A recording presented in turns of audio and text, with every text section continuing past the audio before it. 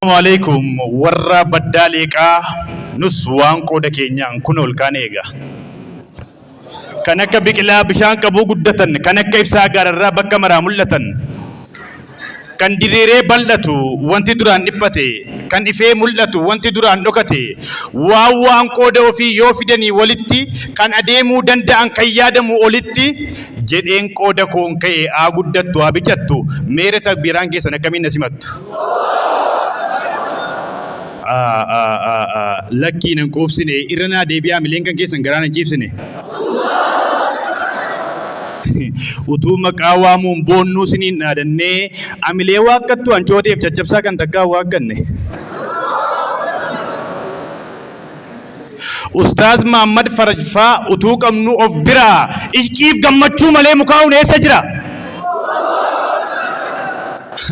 Namni niimaa isaa wallaalee boonee taanaan dhibaa rabbiin burrusa balaatiin mataa nama dha'a. Akki taatee baraa namaan galuu bula dhibamaatu eeganii fayyaan du'e bula. Kan killee dhalu lukkuudha. Kan lukkuu dhalu killeedha. Ajaa'ibni rabbii kun kan himamee hin dhumnedha. Sababni boora'uu zabanaa miidhamaatti mul'atu furmaataan nu akka biyyaa rabbi sin dhokatu. Daandii rasuulaa saabaa maaliif akkas marare? Maaliif lafeedhaa cabee dhiigaan daangaa sarare? Balleessuuf kanaan maaf lolchiisee lole? Maaliif hangana baay'eetu tole? Citanii cichanii bulanii agabuu kan tiksaa turaniif kaffaltii qabu. Qabeenyi lubbuun maaf hin mararre jara kaleessaa yoon jedhe yoo jettan gaaffii fagaleessa deebiin tokko qofaadha iccitiin hiika isaati inni karaa rasuulaa akka ta'u isaati. Kanaaf itti dhiiganii ittillee cabanii daandii Nabi Muhammad qarrifaadhaan qabanii. Sun immoo alhamdulillah namni dharraatti daandii isaan saaqan hordofamaa jira kunoo amma irraatti. Walargaa ba'eessa obbolummaa ijaaru, walargaa ittiin seenaa hojjechuuf nu gargaaru, wallaggas qe'ee burqaan ilmii keessaa yaa'u, qe'ee dhaamsi rasuulaa itti mirkanaa'u. Akka ta'u abdanna rabbis nuuf haa taasisu warra isaa abdatu raamaan illee yaasisu.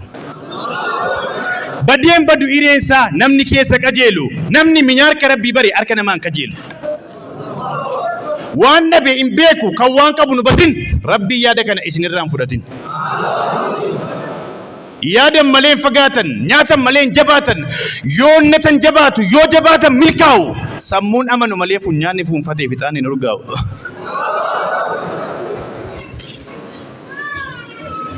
Kaleessarraa baranii waan dagatan yaadachuun qoodi koo maal inni jedhanii of gaafachuun ta'uun dagatinaa abshaalummaa jabaa fuulduratti cimee itti fufuu qaba.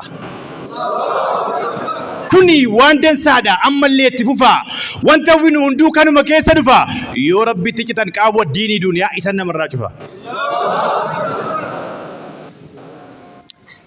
Rabbiin meeshaa qaroomaan olii kan teeknikni isaa jabaa kan irraa nuti eeganii jalaan mancaasee deemu hedduu of harkaa qaba.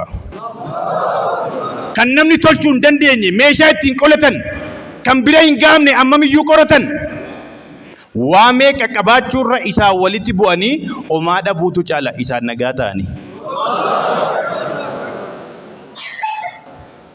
Nama jaallatan dhabanii gaddaan yeroo ta'an ko'eessa kan jiru ilaalanii sabaruutu ba'eessa. Yoo of harkaa dhabaniis yaadi nama faca'e hubachuudha harki rabbii akka bal'aa ta'e.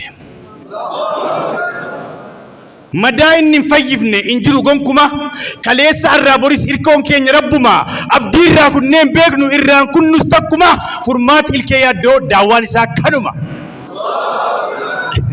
Dhumarratti waan dhiyeenya kana tasa dhibee hamaan wallaggi naannoo beegii miidhame horii namaan irratti garaarraa quuqamee na'uutiin sagaleef dagalee awwaasichaa ta'uutiin jarreen birmatee birmachiisuun qooda jabaa ba'e keessaa ustaaz Raayyaan akka tokko ta'e. Ustaaz Mubaarik Adam afaan kiyya ta'e kabajaaf jaalala guddaa awwaasichi qabuuf imaanaatti hin naagayi galatooma.